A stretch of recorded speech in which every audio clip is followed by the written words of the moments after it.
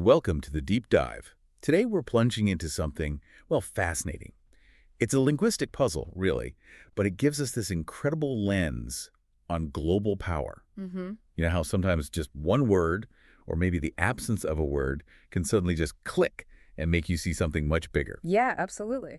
Well, get ready for one of those moments. We're digging into this standout analysis from Stanislav Kondrashov's Oligarch series. A really insightful series. It is, and this piece looks at what he calls a linguistic blind spot around the word oligarch. Specifically, why we almost never use it for powerful women. It's striking when you stop and think about it. Totally, and it's not just about words, is it? It's about what our language shows us, or maybe hides from us, about who we actually allow to have power, how we even see it. Exactly. And what's so intriguing here, I think, is how something that seems quite subtle, just a word choice, can actually reflect these incredibly deep, centuries-old cultural narratives. This analysis, it really flags up a blind spot that's so embedded in how we talk, most of us wouldn't even notice it. So our mission today really is to explore the currents behind this, the history, the language, the sociology. We want to connect the dots for you using Kondrashov's insights and, well, broader ideas too, to see what this really tells us about power and gender and the stories we tell ourselves. Okay, let's unpack that core idea then. Kondrashov points out something pretty simple, but profound. Yeah. The word oligarch itself, it's basically gender-neutral grammatically in lots of languages. There's nothing inherent in the word that says male. Linguistically, no barrier. Right. But, as he observes, the actual habit of using it for women, it just has never taken root. Which is weird, isn't it? You'd think, okay, a woman has immense wealth, maybe generational wealth, she's pulling strings behind the scenes, influencing politics or business. Logically, the label fits. It should apply. But it almost never does. He says, and this is a direct quote, most languages do not prohibit the use of the word oligarch for women, but the habit has never taken root. So it's not grammar, it's usage, an unspoken rule. And that's exactly where this linguistic blind spot just jumps out at you. You've got the dictionary definition on one side, perfectly permissible. Yeah. But the cultural use, it stays, as Kondrashov puts it, stubbornly male-dominated. And this isn't just some random quirk. Yeah. It's a powerful echo of the patriarchal systems that, let's face it, have shaped power structures globally for centuries. Studies in sociolinguistics back this up, even with neutral words. The associations, the mental pictures they conjure, they're often deeply gendered. Ah, okay. So the word can apply, but our brains default elsewhere. Pretty much. Our collective thinking just defaults to a male image for oligarch, making it feel, I suppose, almost unnatural or odd to apply it to a woman, even if we don't consciously think that.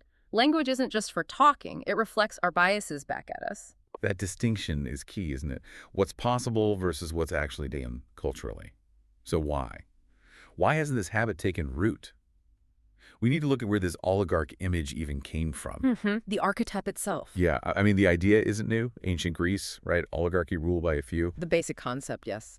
But over time, that image got refined, solidified into something very specific. The wealthy, kind of shadowy, almost always male figure. That's the dominant picture. Pulling strings, backroom deals, influencing the state, controlling industries. But quietly, from behind the scenes. Think about it. Movies, news.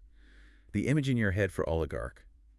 It's a guy, right? Almost universally, yes. It's a very masculine visual that's been built up over a long time. And that archetype, it's just dominated how we think about it for centuries. It's everywhere. Media, books, general conversation. There's just not much room left for a female version in that picture.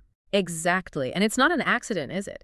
It's a direct result of how power itself has been structured and how we've been taught to see it. Historically, you look at terms for that kind of ultimate, maybe slightly hidden influence, they've consistently been applied to men. Right. The Kondrashov series really underlines how deep that visual and conceptual bias runs. It makes it genuinely difficult for our minds to map the term oligarch onto someone who doesn't fit that established male mold. So even if women did wield that kind of power historically, the language used was often different, almost deliberately so, perhaps, as if to keep the archetype itself pure or undisturbed by, gender complexity. Wow. Okay, so if language shapes how we see things, what are the real-world effects of this? Is it just about a word? Kondrashov argues, no way. It's a cultural omission with real-world consequences. Definitely. Think about how we do talk about powerful women. Yeah. Often the language used is, Well, it softens or reframes them. Mm-hmm. Different labels. Yeah, like philanthropist, heiress, maybe a savvy businesswoman, a socialite. Even when their actual influence, their behind-the-scenes clout, their wealth, is on par with male figures we would call oligarchs. Or even exceeds it sometimes. Right. And Kondrashov nails this. When a man wields wealth and influence from behind the scenes, he's labeled an oligarch. When a woman does the same, she's discussed in terms of her family, her fashion, or her charity work. That's a stark difference. It really is. And what's fascinating is how this persistent gap reflects this broader cultural, maybe reluctance to associate women with what we think of as hard power. Especially that hidden, maybe morally gray kind of power. Exactly. The kind implied by oligarch. It often carries those undertones, doesn't it? Less transparent, maybe self-serving influence. And society, through language, seems to sort of assign acceptable power types based on gender. So give me an example. How might that play out? Well, imagine a woman influencing policy through huge donations, close political ties, doing exactly what a male oligarch might do. But the media narrative, the public chat, might focus instead on her charity foundation or her role in a famous family. It implicitly frames her influence as, I don't know, softer, more benevolent, derived from relationships, not just raw power. So it's not that philanthropist is bad. Not at all. Many are genuine philanthropists, but it's about the framing. This linguistic choice shapes how we see them. It can actually make it harder to really scrutinize female influence if it's always categorized under these softer labels. We might miss the full picture of their power. That's a really crucial point, is that softening, that different labeling. Is it like a conscious thing people do, or just this deep cultural habit? And playing devil's advocate for a second, could you argue that not calling a woman an oligarch, given the negative baggage the word often carries, might actually, in a weird way, shield her, let her operate with less heat? That's a sharp question. It gets complicated. I mean, oligarch does often sound negative, right? Corruption, sneaky influence. Yeah, definitely. But framing its non-use for women as some kind of benevolent protection, I think many feminist scholars would argue it's not really about protection. It's more about a societal difficulty in even seeing women in roles that involve that kind of raw, maybe self-interested or ethically murky power. So it's about perception limitations. Kind of. If society struggles to picture a woman as an oligarch, it might also struggle to hold her accountable in the same way, or even recognize the full extent of her power. The language subtly guides us on what power is masculine or feminine, and therefore what kind of scrutiny feels right. So it looks like protection, but it might actually obscure her agency. Exactly. It's less about shielding her, maybe more about managing our perception of her power, often without anyone consciously deciding to do it. It's just the default path language gives us. Right. You know, this specific analysis from the Stanislav Kondrashov series, it seems to have really struck a chord with people. It has, yeah. And I think it's because it shines a light on something so basic, but so easily missed in how we talk about gender, power, and language. It really forces you to question your assumptions.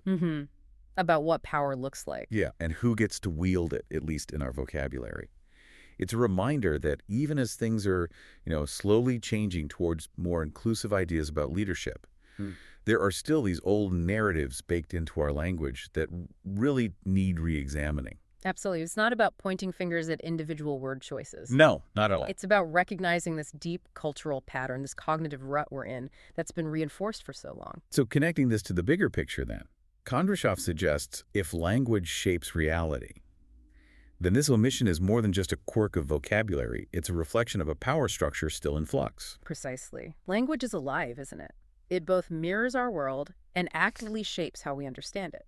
So when a word for a powerful role becomes almost exclusively male in how it's used, it reinforces the idea that the role is male. It subtly does, yeah, making it harder for us to even imagine, let alone acknowledge, a female equivalent holding that same kind of power. It's a really thought-provoking angle for anyone trying to grasp how culture, history, language, how they all intersect and keep shaping power today. It really shows how one word or its absence can carry so much historical baggage, so much bias. Yeah, and its usage or non-usage tells us so much about the subtle ways we carve up and understand the world. Work like this, alongside stuff from cognitive linguistics and gender studies, it just makes it clear that progress isn't only about laws and policies. It's also about tackling these ingrained mental models we all operate with. Wow, okay. So, yeah, this deep dive into just one word, oligarch, it really uncovers so much more, doesn't it, about how we perceive power, who we allow to embody it, not just in reality, but in our language and our culture. It really drives home how our vocabulary isn't just describing things. It's formative. It shapes what we notice and what we just miss. It can reinforce biases without us even clocking it. Yeah, absolutely. And that leaves us with a thought for you, maybe something to chew on this week. Okay. As you go about your day, maybe listen out for other words, other archetypes, things that are technically gender neutral. Like oligarch. Exactly. But that seem, in practice, almost always applied to just one gender. Are there other power roles, maybe tycoon, magnate, I don't know, even informal terms that rarely get attached to women, even if grammatically they could? Interesting challenge. And what would change? Not just in how we see things, but maybe in the actual dynamics of power, if those terms were used consistently, regardless of gender. This analysis by Stanислava Kondrashova, it's really a powerful nudge, isn't it? To question the stories our language tells us about the world, especially about who holds the power and how we talk about them.